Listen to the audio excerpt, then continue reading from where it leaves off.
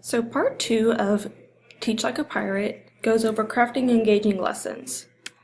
The third circle starts off with a quote that says, "A good teacher, like a good entertainer, first must hold his audience's attention, then he can teach his lesson."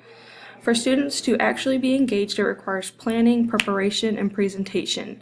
If you look at the Venn diagram, most people focus on the content and the technique or method, but the presentation part is the critical element that most professional development seminars miss.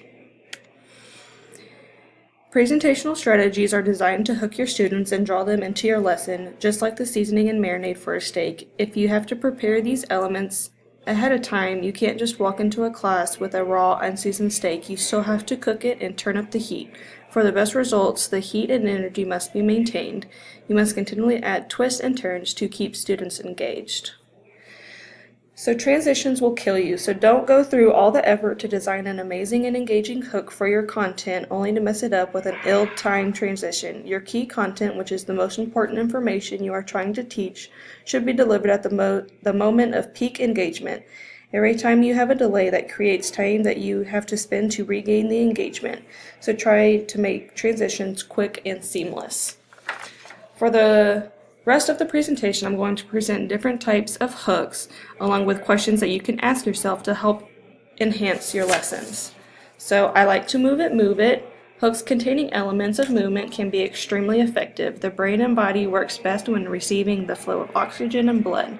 The kinesthetic hook, you can ask yourself, how can I incorporate movement or a ball or acting something out? The people prop hook, how can I use the students to represent something? The safari hook, how can I get myself in class outside? Long live the arts. Music and art can be incredibly powerful ways to engage your students and enhance your lessons. The Picasso hook, how can I incorporate art or drawing or visuals? The Mozart hook, how can I incorporate music or lyrics? Music is an unbelievable state and mood changer. The dance and drama hook, how can I provide opportunities to do skits or perform a dance? And most students ask, what's in it for me? So a teacher who is attempting to teach without inspiring the pupil to learn is hammering on a cold iron. The student hobby hook, how can I incorporate my students' hobbies and interests into my lesson?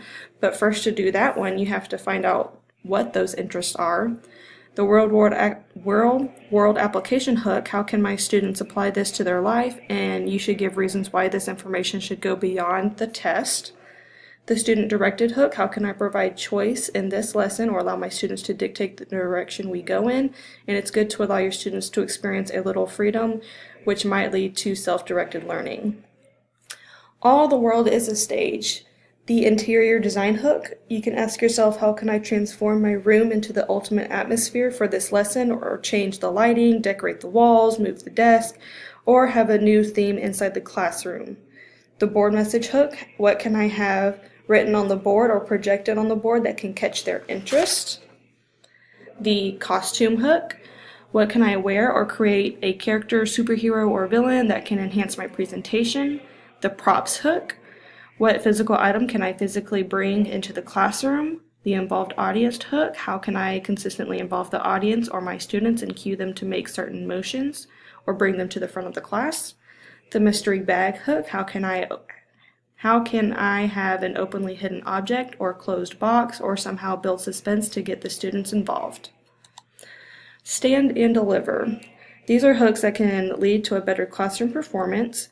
So the storytelling hook, what captivating story can I tell or what dramatic build can I use? The swimming with the sharks hook, how can I enter the audience and break down the barrier between the teacher and students?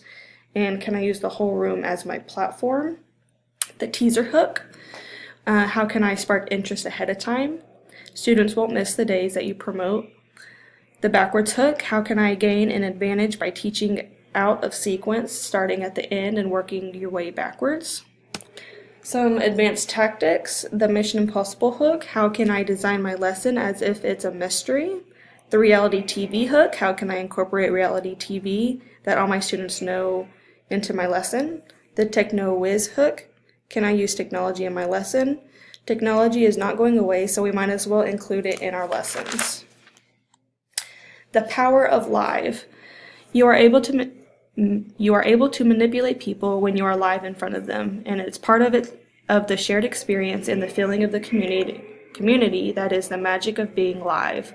Being in front of an audience, you can instantly receive feedback by reading body language, their facial expressions, and hear tone of voices that you can shift your lesson accordingly. So around the edges, these can be used to help round out your class and put a finishing touch on turning your class into a true experience. The contest hook, how can I include a contest into my lesson to build excitement? The magic and amazing hook, is there a magical effect that could help me deliver this message? The chef hook, can I incorporate food or drinks into the lesson? Students will do amazing things if you can design a class and environment that is positive and empowering. This isn't fantasy football. An intense focus on test scores can lead to a shallow and narrow view of what's important. Education shouldn't be about raising statistics, it should be about raising and fulfilling human potential.